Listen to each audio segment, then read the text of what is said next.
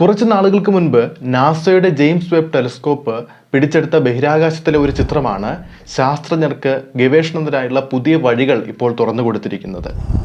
6 പുതിയ ഗാലക്സികൾ. ഈ ഗാലക്സികളുടെയൊക്കെ ഉത്ഭവം ഏതാണ്ട് പ്രപഞ്ചമുണ്ടായതിന് കുറച്ച് വർഷങ്ങൾക്ക് ശേഷമാണെന്നാണ് കരുതപ്പെടുന്നത്. ഇവയെല്ലാം തന്നെ നമ്മുടെ മിൽക്കി വേ ഗാലക്സിയുടെ അത്രയും വലുപ്പമുണ്ട്. ഭൂമിയിൽ നിന്ന് 15 ലക്ഷം കിലോമീറ്റർ അകലിൽ നിന്നാണ് ജെയിംസ് വെബ് ടെലിസ്കോപ്പ് ഈ ചിത്രം പിടിച്ചെടുത്തത്. പ്രപഞ്ച സൃഷ്ടിയുടെ രഹസ്യങ്ങളിലേക്ക് വഴി തെളിയിക്കുന്ന 460 കോടി വർഷം പഴക്കമുള്ള നക്ഷത്ര സമൂഹങ്ങളും ഈ ചിത്രത്തിലുണ്ട്. ഇതുകൂടാതെ ഭൂമിയിൽ നിന്നും 1150 പ്രകാശവർഷം അകലെ സ്ഥിതി ചെയ്യുന്ന സൗരയൂഥത്തിന് പുറത്തുള്ള വാസ്പ് 96b എന്ന ഗ്രഹത്തിന്റെ അന്തരീക്ഷത്തിൽ ജലത്തിന്റെ സാന്നിധ്യം ഉണ്ടെന്നുകൂടി JWST കണ്ടെത്തിയിട്ടുണ്ട്. ഇന്നത്തെ വീഡിയോയിലൂടെ ജെയിംസ് വെബ് ടെലിസ്കോപ്പിനെ കുറിച്ച് നമുക്ക് കൂടുതൽ അറിയാം. എല്ലാവർക്കും പുതിയ വീഡിയോയിലേക്ക് സ്വാഗതം.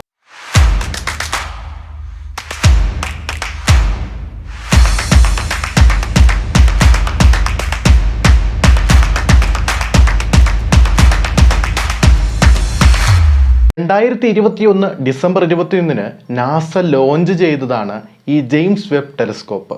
ഇത് 1990 വിക്ഷേപിച്ച ഹബിൾ ടെലിസ്കോപ്പിന്റെ ഒരു പകരക്കാരനാണ്.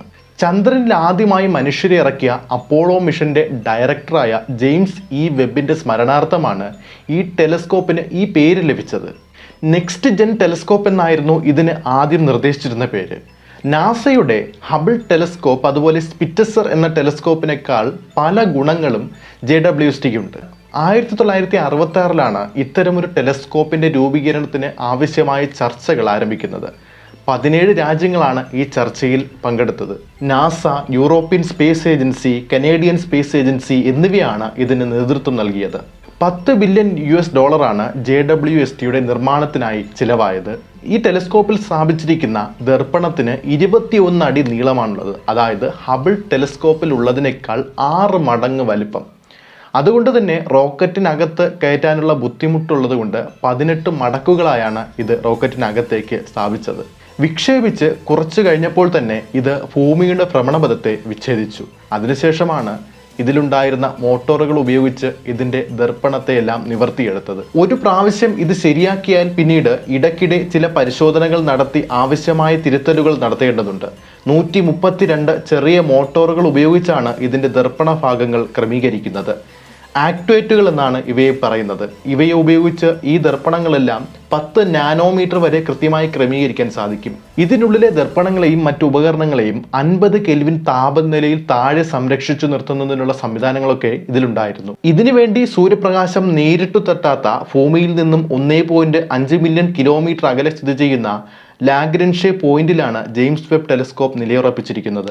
ജ്യോതിശാസ്ത്രത്തിലും പ്രപഞ്ചത്തെക്കുറിച്ചുള്ള അധിക പഠനത്തെക്കുറിച്ചുമൊക്കെ വലിയ മുന്നേറ്റമാണ് ജെയിംസ് വെബ് ടെലിസ്കോപ്പ് നടത്താൻ പോകുന്നത്. ഇതുകൂടാതെ പ്രപഞ്ചത്തിലെ ആദ്യ നക്ഷത്രങ്ങളെക്കുറിച്ചും ഗാലക്സികളെക്കുറിച്ചും ഇതിന് കണ്ടെത്താൻ കഴിയുമെന്നാണ് പറയുന്നത്. ഈ ടെലിസ്കോപ്പിന്റെ മറ്റു ലക്ഷ്യങ്ങളാണ് നക്ഷത്രങ്ങളുടെയും ഗ്രഹങ്ങളുടെയും ഉത്ഭവത്തെപ്പറ്റി പഠിക്കുക, നക്ഷത്ര രൂപീകരണത്തിന് കാരണമായ വാതക പടലങ്ങളെക്കുറിച്ചും ഇവയ്ക്ക് ചുറ്റും ചിതറിക്കിടക്കുന്ന പദാർത്ഥങ്ങളെക്കുറിച്ചും പഠിക്കുക, സൗരയൂഥത്തിന് പുറത്ത് സ്ഥിതി ചെയ്യുന്ന ഗ്രഹങ്ങളെക്കുറിച്ചുള്ള ചിത്രങ്ങൾ എടുക്കുക എന്നിവയാണ്. ഹബിൾ ടെലിസ്കോപ്പിനേക്കാൾ 6 മടങ്ങ് വലിപ്പവും 100 ഇരട്ടി ശക്തിയുമാണ് JWSTക്കുള്ളത്. സ്വർണം പൂശിയ ബെറീലിയം ദർപ്പണമാണ് ഈ ടെലിസ്കോപ്പിൽ സ്ഥാപിച്ചിരിക്കുന്നത്.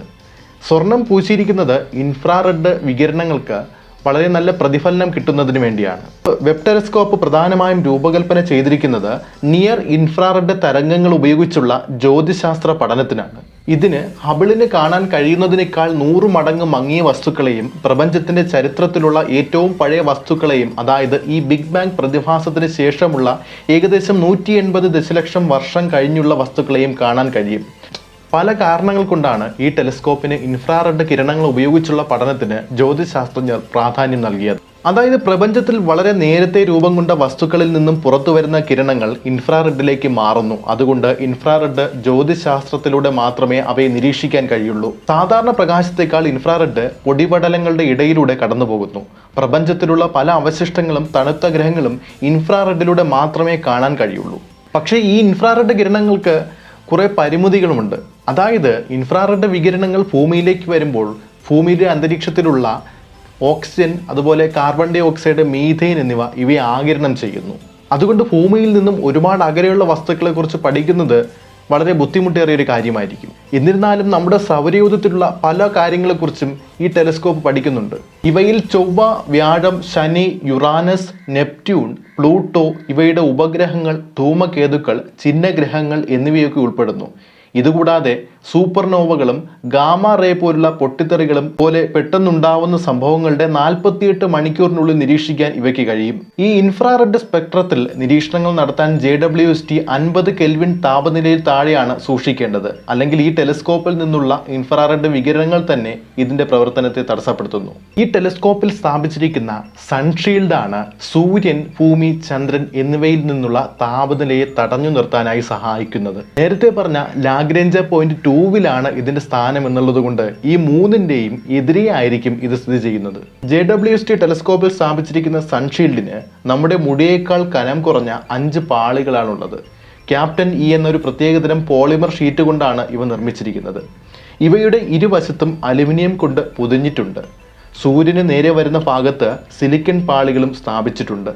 ഇതുവഴി സൂര്യന്റെ ചൂട് പ്രതിഫലിച്ച് ബഹിരാകാശത്തേക്ക് തന്നെ പോകാൻ സഹായിക്കുന്നു. ഏത് സമയവും സൺഷീൽഡിന്റെ നിഴലിൽ സ്ഥിതി ചെയ്യുന്നത് കൊണ്ട് JWSTയുടെ പ്രവർത്തന പരിധിയെ കൂടുതൽ ഇത് തടസ്സപ്പെടുത്തുന്നുണ്ട്. ഇതുകൊണ്ട് ബഹിരാകാശത്തിലെ ഏതെങ്കിലും ഒരു സ്ഥാനത്ത് നിന്നാൽ തന്നെ ആകാശത്തിന്റെ 40% മാത്രമേ കാണുവാൻ കഴിയുള്ളൂ. എങ്കിലും 6 മാസം കൊണ്ട് ഈ ആകാശവുമൊക്കെ മുഴുവനായും നിരീക്ഷിക്കുവാൻ സാധിക്കും. ടെലിസ്കോപ്പിന് ആവശ്യമായ വൈദ്യുതി, കമ്പ്യൂട്ടിംഗ്, തണുപ്പിക്കൽ, സ്ഥിരത എന്നിവ ലഭ്യമാക്കുന്നതിനായി ഇൻ്റഗ്രേറ്റഡ് സയൻസ് ഇൻസ്ട്രുമെന്റ് മൊഡ്യൂൾ എന്നൊരു ഭാഗമുണ്ട്. ടെലിസ്കോപ്പിന്റെ അടിഭാഗത്തായി സ്ഥാപിച്ചിരിക്കുന്ന ബോണ്ടഡ് ഗ്രാഫൈറ്റ് എപ്പോക്സി ഉപയോഗിച്ചാണ് ഇവ നിർമ്മിച്ചിരിക്കുന്നത്. 4 സയന്റിഫിക് ഉപകരണങ്ങളും ഒരു ഗൈഡ് ക്യാമറയും ഇതിലുണ്ട്. നേരത്തെ പറഞ്ഞതുപോലെ ഭൂമിയിൽ നിന്നും 15 ലക്ഷം കിലോമീറ്റർ അകലെയാണ് ഈ ടെലിസ്കോപ്പ് സ്ഥിതി ചെയ്യുന്നത്. അതുകൊണ്ട് തന്നെ അവിടെ വെച്ച് എന്തെങ്കിലും ഒരു കേടുപാട് ഉണ്ടായാൽ അത് അങ്ങ് പോയി ശരിയാക്കുക വളരെ ബുദ്ധിമുട്ടാണ്. 2022 ജൂലൈ 12-നാണ് വെബ് ടെലിസ്കോപ്പ് ആദ്യത്തെ ബഹിരാകാശ ചിത്രം പുറത്തുവിടുന്നത്. ശാസ്ത്രലോകത്തെ ഞെട്ടിക്കുന്ന ഒന്നായിരുന്നു അത്. ഈ ചിത്രത്തിൽ ആദ്യകാല പ്രപഞ്ചത്തെക്കുറിച്ചും നക്ഷത്രങ്ങളുടെ ജനന മരണത്തെക്കുറിച്ചും ഗാലക്സികളുടെ കൂട്ടിയിടി, സൗരയൂഥത്തിന് പുറമെയുള്ള നക്ഷത്രങ്ങൾ എന്നിവയെക്കുറിച്ചുള്ള വിവരങ്ങളും ഉണ്ടായിരുന്നു. അത് കഴിഞ്ഞ് വലിയ മലനിരകളും താഴ്വരകളും നക്ഷത്രങ്ങളും ഉൾപ്പെടുന്ന നക്ഷത്രങ്ങൾ ഉത്ഭവിക്കുന്ന പ്രദേശമായ കാർന നെബുല എന്നിവയുടെ ചിത്രങ്ങളും ഉണ്ടായിരുന്നു. കൂടാതെ ഈ കാണുന്ന മറ്റു ചിത്രങ്ങൾ കൂടി ടെലിസ്കോപ്പ് പിടിച്ചെടുത്തിട്ടുണ്ട്.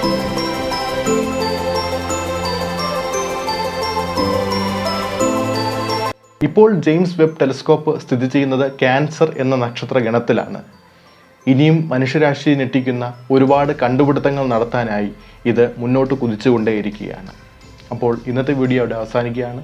എല്ലാവർക്കും ഇഷ്ടമായെന്ന് കരുതുന്നു. പുതിയ വീഡിയോയിലേക്ക് കാണുന്നത്